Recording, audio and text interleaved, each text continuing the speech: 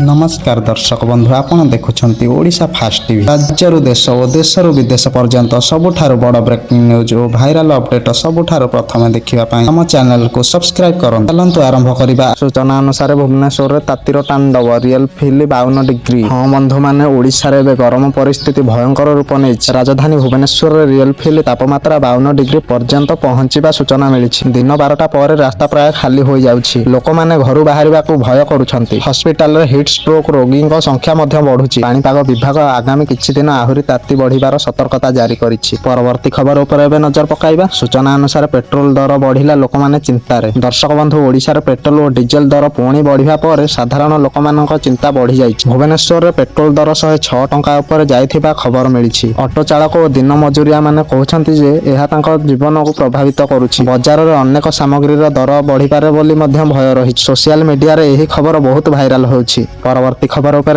नजर पकाइबा। सूचना अनुसार बालेश्वर हेल्टर होम रु 4 झियो निखोज। बालेश्वर एक हेल्टर होम रु 4 जण माइनर झियो निखोज होइथिबा खबर समग्र राज्यर चंचलता सृष्टि करिछि। पुलिस और चाइल्ड वेलफेयर डिपार्टमेंट एबे तदंत आरंभ करिसंती। सीसीटीवी फुटेज जांच हेउछि और समग्र अंचल रे अलर्ट जारी करा जाइछि। स्थानीय लोक माने शेल्टर होम सुरक्षा उपर प्रश्न उठाउछंती। घटना को नै सोशल मीडिया रे मध्य चर्चा जोर धरिछि। परवर्ती खबर उपर एबे नजर पकाइबा। सूचना अनुसार रथ यात्रा पई बड़ सुरक्षा। विश्व प्रसिद्ध पुरी रथ यात्रा पई पुलिस बड़ प्रस्तुति आरंभ करिछि। एही वर्ष लक्ष लक्ष भक्त आसिए बोली आशा करा जाउछि। क्राउड कंट्रोल पई अधिक पुलिस फोर्स, ड्रोन कैमेरा और एआई सर्वेलेंस व्यवस्था करा जाइछि। पुरी रे ट्रैफिक मैनेजमेंट उपर मध्य विशेष ध्यान दिया जाइछि। भक्त माने एबे ठारू रथ यात्रा को नै उत्साहित होई पड़िछंती। परवर्ती खबर उपर एबे नजर पकाइबा। सूचना अनुसार राउरकेला रे बड़ ड्रग क्रैकडाउन। राउरकेला रो रहमत नगर अंचल रे पुलिस बड़ ड्रग क्रैकडाउन करिछि। बहुत संदेहभाजन को धरा जाइथिबा बेले जिनिस सामग्री मध्य जब्त होई। पुलिस कहूछि जे এই অঞ্চଳରେ দীর্ঘ দিন ধରି ইলিগাল নার্কୋଟିକ୍ସ ଟ୍ରେଡ୍ ଚାଲୁଥିଲା। ଲୋକମାନେ କହୁଛନ୍ତି ଯେ ଯୁବପିଢ଼ିଙ୍କୁ ବଞ୍ଚାଇବା ପାଇଁ ଏଭଳି ଆକ୍ସନ ଜରୁରୀ। ଏହି ଘଟଣା ଏବେ ରାଜ୍ୟରେ ଟ୍ରେଣ୍ଡିଂ ଟପିକ ଚାଲିଛି। ପରବର୍ତ୍ତୀ ଖବର ଉପରେ ଏବେ ନଜର ପକାଇବା। ସୂଚନା ଅନୁସାରେ +2 ରେଜଲ୍ଟ ପରେ କଲେଜ ଆଡମିସନ ଏବେ ଚିନ୍ତା। ଦର୍ଶକ ବନ୍ଧୁ ଯୁକ୍ତ 2 ରେଜଲ୍ଟ ପ୍ରକାଶ ପାଇବା ପରେ ଛାତ୍ରଛାତ୍ରୀମାନଙ୍କ ମଧ୍ୟରେ କଲେଜ ଆଡମିସନ ନେଇ ଚିନ୍ତା ବଢିଛି। ଭଲ କଲେଜରେ ସିଟ୍ ପାଇବା ପାଇଁ କମ୍ପିଟିସନ ଏହି ବର୍ଷ ବହୁତ କଡ଼ା ହେବ ବୋଲି କୁହାଯାଉଛି। ବହୁ ଛାତ୍ର ଅନଲାଇନ କାଉନସେଲିଂ ଓ କଟ୍ ଅଫ୍ ଲିଷ୍ଟକୁ ନେଇ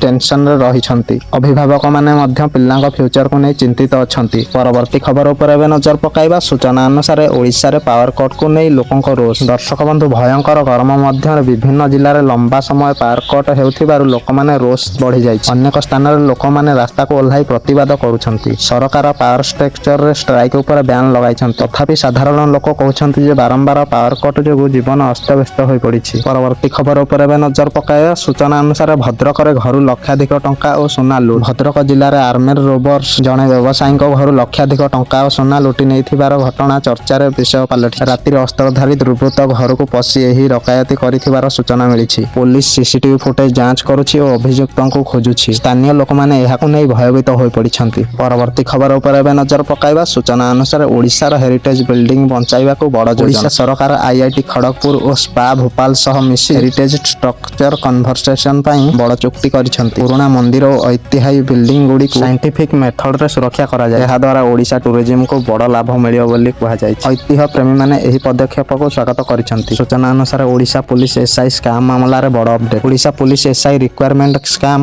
ମାମଲାରେ ଓଡ଼ିଶା ହାଇକୋର୍ଟ ବଡ଼ ନିଷ୍ପତ୍ତି ନେଇଛନ୍ତି। ମୁଖ୍ୟ ଅଭିଯୁକ୍ତ ସହ 16 ଜଣଙ୍କ ବେଲ୍ ପି ରିଜେକ୍ଟ କରାଯାଇଛି। ଏହି ସ୍କାମକୁ ନେଇ ରାଜ୍ୟରେ ଚର୍ଚ୍ଚା ବଢ଼ିଛି। ଅନେକ ଯୁବକ କହୁଛନ୍ତି ଯେ ରିକ୍ୱାରମେଣ୍ଟ ପ୍ରୋସେସ ଟ୍ରାନ୍ସପାରେଣ୍ଟ ହେବା ଦରକାର। ଏହି ମାମଲା ଏବେ ଓଡ଼ିଶା ପଲିଟିକ୍ସରେ ମଧ୍ୟ ଚର୍ଚ୍ଚାର ବିଷୟ ହୋଇଛି।